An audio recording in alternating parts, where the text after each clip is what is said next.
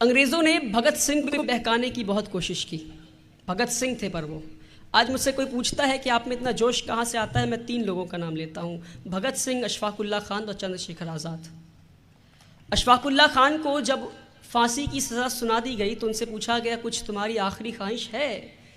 तो मालूम अशफाकुल्ला खान क्या कहते हैं? कहते हैं कुछ आरज़ू तो नहीं, बस आरज़ू ये है कि कोई रख दे खाके वतन कफन में। आपको फांसी की सज़ा सुनाई गई, आप कहते हैं कोई रख दे खाके वतन कफन में। मेरे भाइयों, कहाँ है वो जोश आज के नौजवानों में? कहाँ है वो जुनून आज के नौजवानों में? हम क्यों खौफनाक हो गए हैं?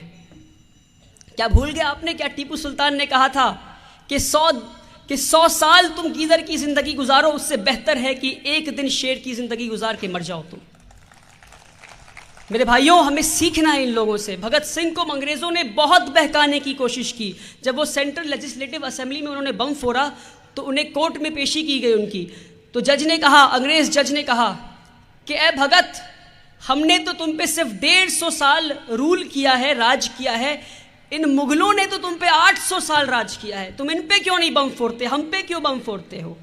तो भगत सिंह मालूम क्या जवाब देते? कहते जज साहब कैसी बात कर रहे हैं आप, इन मुगलों ने, इन पठानों ने हम पे ऐसा राज किया कि इस देश को सोने की चिड़िया बना दी, और ऐसे सोने की चिड़िया जिसकी चहक ने आपको मजबूर कर दिया कि आप 7 समुंदर पार करके यहां आए। वो भगत सिंह थे, मिसाल थे वो सेक्युलरिज्म के। हम कैसे भुला सकते हैं रानी लक्ष्मीबाई को? जब उनको उनके किले से निकाल दिया गया तो वापस किला पहुंचती हैं अपने फौज को लेकर, और रानी लक्ष्मीबाई एक हिंदू, उनके फौज को आगे कौन लीड कर रहा था मालूम आपको? मीर बख्शी सली, एक मुसलमान। तो रानी लक्ष्मीबाई जब पहुंचती है अपने किले पे तो मीर बख्शी सली से कहती है अपने कमांडर इन चीफ से कि मीर बख्शी सली, दरवाज़ा तुम्हारे सामने है, तोप तुम्हारे पास है, तुम दरवाजे को क्यों नहीं तोड़ते?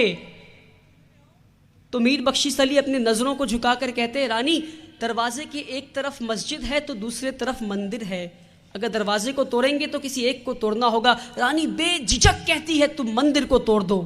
मीर बख्शी सली की आंखों में आंसू आ जाता है और पलट के मुसलमानों की फ़ौज से कहते हैं, मुसलमानों की फ़ौज, तुम्हारी रानी ने तुम्हारी मस्जिद को बचाने के लिए अपनी मंदिर को तुड़वा दिया। आओ हम और तुम अहद करते हैं कि जब तक हमारे सांसों में सांस है, जब तक हमारे रगों में खून का आखिरी कतरा बाकी है, हम अपनी रानी की रक्षा करेंगे। ये थी मिसाल सेक्युलरिज्म की। हम कैसे भुला सकते हैं उन 2 दोस्तों की दोस्ती को, बाबा रामचरण दास और मौलवी आमिर अली। एक थे ब्राह्मण तो दूसरे मौलाना। इन दोनों ने अंग्रेज़ों के खिलाफ बगावत की, तो अंग्रेज़ों ने सोचा इन्हें कैसी सज़ा दी जाए कि आने वाली नस्लें याद रखें कि हिंदू मुसलमान कभी साथ ना हो। तो उन्हें एक ही पेड़ पे एक ही फांसी के फंदे से लटका दिया, यानी फांसी का फंदा एक और गर्दन 2। और मालूम आपको वो पेड़ कहाँ है आज? अयोध्या में। उस अयोध्या में जिसके एक छोटी सी ज़मीन के टुकड़े के लिए हिंदू मुस्लिम एक दूसरे को काट रहे हैं आज, उसी अयोध्या में एक 2 दोस्त थे। कैसे भूल सकते हैं हम इन्हें? हम कैसे भूल सकते हैं मुनीर बेग को और हुकुमचंद जैन को, एक मुसलमान तो दूसरे चैन। इन्होंने भी अंग्रेज़ों के खिलाफ बगावत की। तो हुकुमचंद जैन को उनके इच्छा के खिलाफ उन्हें जिंदा कब्र में दफन कर दिया गया और मुनीर बेग को जिंदा चिता पे जला दिया गया। तो ये थे मिसाल सेक्युलरिज्म के मेरे भाइयों। हम कैसे भुला सकते हैं इन्हें? हम कैसे भुला सकते हैं कि महाराणा प्रताप के कमांडर इन चीफ का नाम था हाकिम खान और मान सिंह के कमांडर इन चीफ, और अकबर के कमांडर इन चीफ का नाम था मान सिंह। हम कैसे भुला सकते हैं कि टीपू सुल्तान, जिसे ये एंटी नेशनल कह रहे हैं, उनके कमांडर इन चीफ का नाम था रंगा, जो एक हिंदू थे। हम कैसे भुला सकते हैं कि शिवाजी छत्रपति, उनके कमांडर इन चीफ का नाम था इब्राहिम खान। हम कैसे भुला सकते हैं कि नाना साहेब पेशवा के कमांडर इन चीफ का नाम था अजीमुल्ला खान। मेरे भाइयों, आज लोग बड़े खौफजदा हो गए हैं कि हमारे इतिहास को बदला जा रहा है।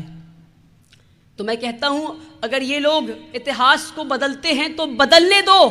आओ हम और आप मिलकर इस देश के मुस्तकबिल को बदलते हैं।